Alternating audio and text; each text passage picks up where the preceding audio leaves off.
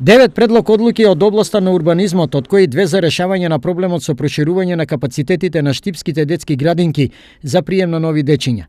2 предлог решенија за разрешување и именување на нови членови на управни одбори. 2 квартални извештаи за работата на јавното претпријатие ИСАР, како и советничките прашања, е денешната содржина од работата на советниците на 10-та седница на Штипскиот општински совет.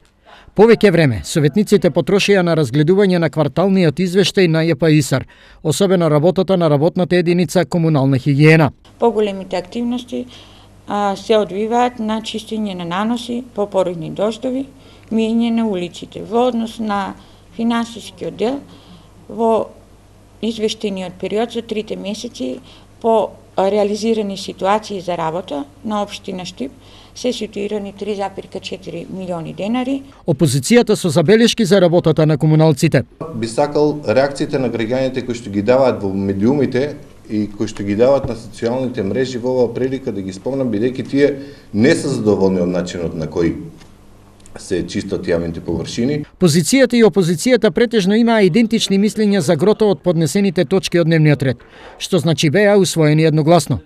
За разлика од останатите седници, денешната помина во релативно мирен тон. Денешната 10-та седница на Штипскиот општински совет беше последна пред годишните одмори. Наредната седница советниците ја закажаа за последната недела од месец август.